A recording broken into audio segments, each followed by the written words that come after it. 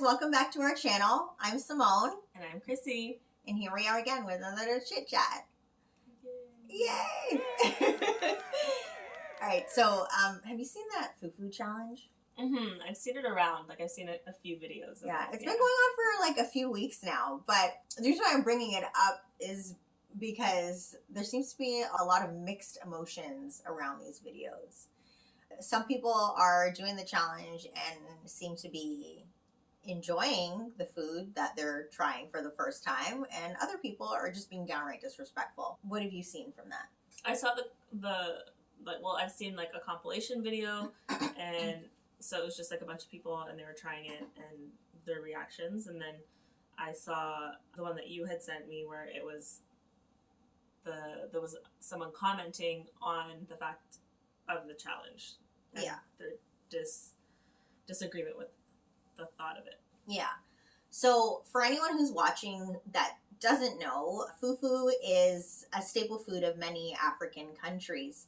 And while there's nothing wrong with disliking the food from somebody else's culture, there is something wrong with, recording extreme reaction to that food and posting it on social media for clout, essentially.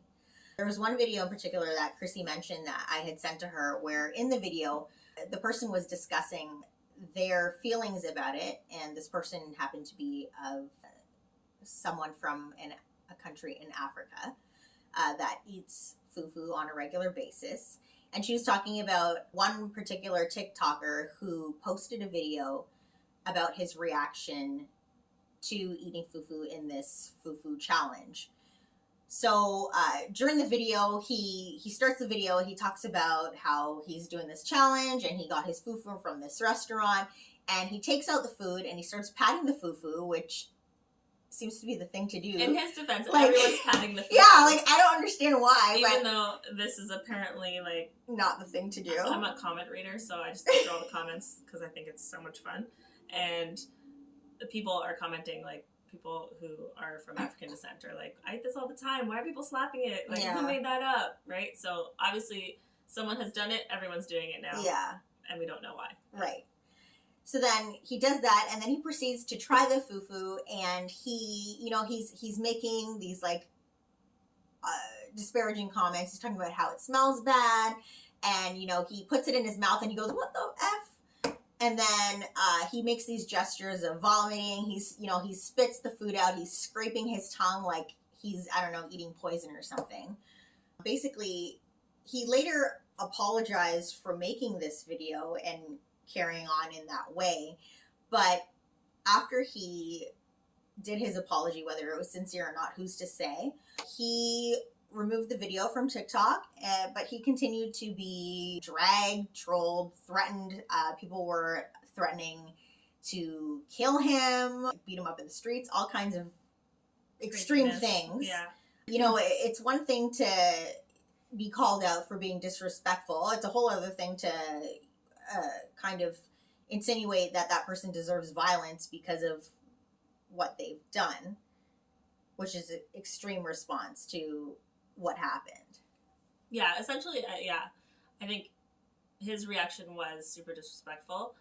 I had been telling you earlier that I think in some ways, not necessarily him, but I think a lot of people that have been doing the challenge have been doing it in, trying new things. I'm going to try this kind of thing. Yeah. And are ignorant to the fact that it may come off as offensive to someone who, this is their culture, this is what they eat, this is the norm for them. Yeah. Right? I do think I didn't think of it as a challenge at first. When Simone had sent it to me, I was like, I don't get it. What's wrong with it? Yeah. But that was obviously before I got to the part where it was oh, okay, we don't do that, right? Yeah. But I thought of it more as a challenge to think outside of your box, try something new, and be adventurous. But apparently that's not. Yeah, some of the arguments of the people who were responding to these videos and who were offended, they were saying that they thought it was xenophobic, anti-African, that people were using their culture as a means of getting recognition on social media, and just downright insensitive. Mm-hmm. But I feel like, again, like there are the people that are on that spectrum. Yeah. That are on that end. But I also find that there are the people that they were just like, okay, I'm trying this. Like this one girl was like, oh, I've been wanting to try African food for a really long time. Like, you know, this challenge came up and I decided, hey, I'm going to jump on it. I'm going to do it. And I'm going to try something that I've been wanting to try. Yeah. And she tried it. She enjoyed it. Great. Right. And I'm not saying that everyone has to like it. Like, no, you can try it and not like it, but you can also do it in a less offensive way. Right. Like, it doesn't need to be so extreme. Like, oh, okay, I don't really care for the texture or whatever. Yeah. Because you don't have to like everything. No.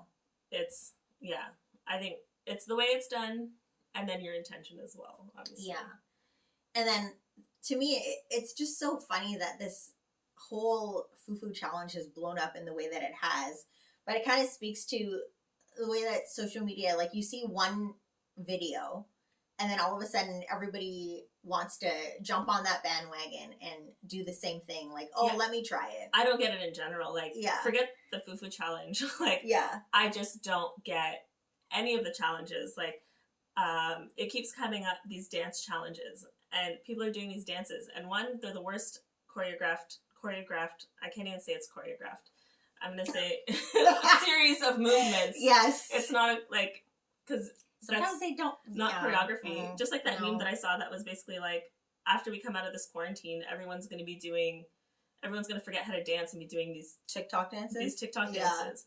And like, I just don't get it. I don't get how that's a challenge. Like, oh, I did these horrible sequences of moves together. What a challenge.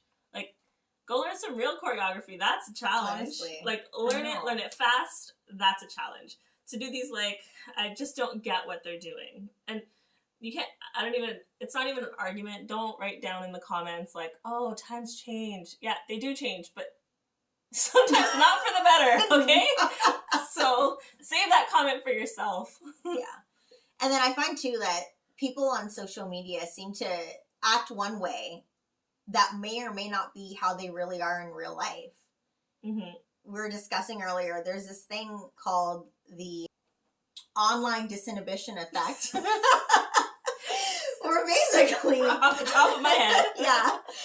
It's basically this idea that was written early 2000s by a psychologist at Rider University in New Jersey, where basically he's talking about how people act in a way that they normally wouldn't act on social media, and it's because of these certain factors that come into play, whether all of these things are present in one person when they're going through their social media life or not, or just maybe one or two, but they all have a part to play in the reason that people act the way they do. So he kind of broke it down into like two different kinds of disinhibition. So there's one that's benign. So that is, for example, people who will post on IG like their outfit of the day or what they're eating or their relationship, talk about their relationship or where they're going, their vacation, things like that. It's not really hurting anyone. It's just more annoying, really. Yeah. So it's not really hurting anybody. And then there's the toxic disinhibition. So you have the trolls and the cyber bullies and all that other stuff, or people who are just acting in a way that is disrespectful to others or violent or, just otherwise undesirable behavior. Which is essentially TikTok. So it's kind of like your online persona allows you to be this anonymous entity because nobody really knows who you really are, so you feel like there's no real consequence for what you're doing. And the psychologist kind of coined that as a dissociative anonymity. And then there's also the invisibility that comes with being on social media, again, because you're hiding behind a screen. You feel like you're invincible because no one can see you for real. Like, nobody sees you. Little do you know, there is no anonymity. Like, people can find you. I can't because I just can't do that stuff. But someone who can. You know what I mean? It's not that hard. It's $5 on all you gotta do is work hard enough. You can find what you need to find about anybody, really. Yeah. So I don't even know where they get that idea. Yeah. Anyway. Yeah. So there's also this thing where I'm sure everyone has noticed if you're looking at a celebrity or anybody's IG page or TikTok or whatever it is, or YouTube for that matter, people will put things in the comments, whether they're good or bad. But if people are writing things that are negative, I think that those people probably feel like they can write things like that because there's not really going to be an immediate response or consequence to what they're saying. So you can say, oh, this person is ugly, or their hair isn't right, or whatever, and there's no immediate reaction. Like that there's person, no confrontation. Yeah, really. there is even no if, confrontation. Even if like the other person who they're saying whatever to was to respond, it's not a confrontation at all, because there's no risk of being punched in the face. Right. There's no risk or anything really of anything other than someone saying something mean back. Yeah, and even if they do respond with something back to you, it's not necessarily like right away. It's like could be hours, days, weeks later, and you don't even know that person. Really, it's a complete stranger responding back to you, so there is no real consequence. And then another thing you look at sometimes in social media, there's people who do crazy things on camera that could potentially be harmful to others, but there's no real consequence in their real life. For example, back in 2019, there was this social media person who was going by the name of Chair Girl in the media. No, the media was calling her Chair Girl. Her name is like, I think it's like Marcella Zoe or something like that. She's a social media person. Anyways, she threw a chair off her balcony. Thankfully, nobody got hurt. But her video went viral and everybody saw it. And because everybody saw it, she was then prosecuted for this. And it took some time for her to get a verdict because of COVID. But eventually she only received 2 years probation, 150 hours of community service, and a $2,000 fine and a criminal record. She's 20 years old. You're right. Marcella Zoe. Sorry. Yeah, no, it's cool. You're allowed to fact check. 45th story. She threw it from the 45th story. She could have killed somebody. There could have been a massive car accident. 20th, which is still really bad. Yeah. 45 is like, that's some next level stuff. That's like, you can base jump from 45. You probably can't. Don't try that. I have no idea. Don't try that. I was just... for effect, would not recommend. Yeah, would not recommend. Yeah. So, I mean, she gets that as her, slap on the wrist or whatever it may be. But this girl also now has a OnlyFans. She's still on social media. She's, profiting off of her notoriety at this point. So she didn't really lose anything. There was no real consequence. Well, and I feel like that should be the thing now. Like, that's the consequence now, because people can't live without their social media. They can't live without their phones. They can't live without the internet. They can't live without anything. Maybe that's the repercussion that they should have when you take something to the extreme like that. And she clearly has issues. What is this? The online disinhibition. Disinhibition, effect. Yeah. So she has that effect, yeah. And she threw this thing because she just thought, oh, I'm gonna throw a chair, and there's some clout. Yeah, like to get views. Okay, well, now you can't be on social media anymore. You lost your privilege. Like, that's it. And I'm sure her act will change right away, right? And I think that's the thing with a lot of people. A lot of people go around telling people off, saying whatever, being disrespectful, and there is no repercussion. Mm-hmm. So what's interesting is... Take it away. Yeah. What's interesting is the charge that she was charged with, it was mischief endangering life. Okay, so that's the title of the charge, but her punishment is so small compared to that. Like, I feel like the punishment should be a lot more severe, but who am I to say? I'm not a judge. I'm not sure if it's true, but I swear there was like, at one point people were in the 90s when I was younger. In the 90s when I was like 2. Okay? I'm not old.